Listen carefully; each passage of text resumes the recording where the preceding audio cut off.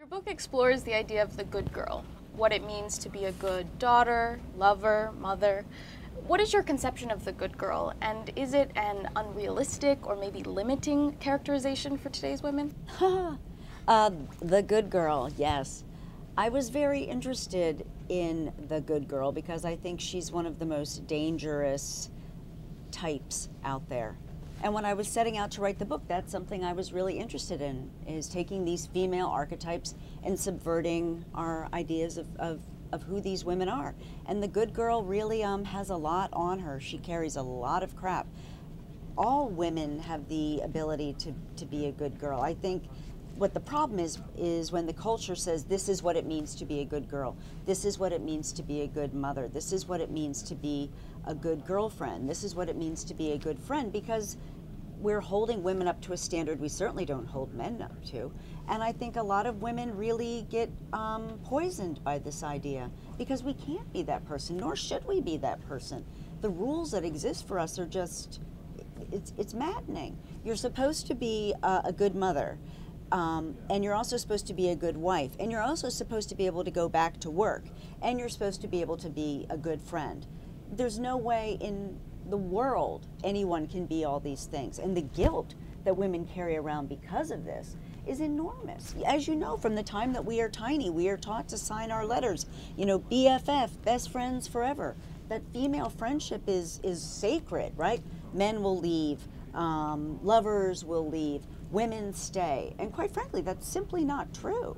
It's so interesting that you say this idea of the good girl is dangerous in a way, because you also include a lot of other maybe fear-inducing characterizations, like the bad girl and the party girl and maybe the starving artist. Right. What was your thinking about these different types of women? And the characters, it seems like they dismiss their reputations to some degree, and they also internalize them. So what was your thinking about that?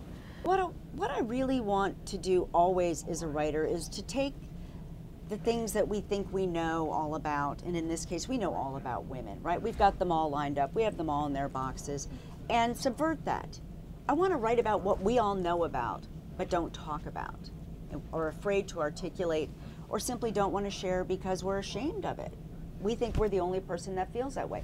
We think we're the only person who's lost a friend. We think we're the only person who's ever cheated on someone. We think we're the only person who at times thinks, my God, why did I ever become someone's mother? This has ruined my life.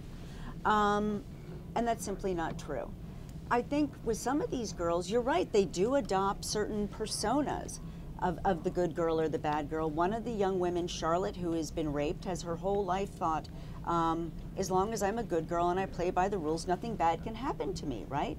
Good girls don't go home with bad boys. Well, this girl went home with a good boy and she gets raped and she doesn't know what to do with that. So to be a good girl, what she does is try and come up with strategies to protect her family from her pain. The book begins with a young woman telling her teen lover that he doesn't even know her at all. And it ends with that very same woman, now grown, telling her son that there's no such thing as just a girl. Does this speak to the complexity of real women, or maybe the lack of complexity in our cultural representations of them? Absolutely. I think a huge problem in the culture is that we only see women, again, in these certain kinds of roles, right? The soccer mom. Boy, does that one make me crazy. The soccer mom. Who is the soccer mom?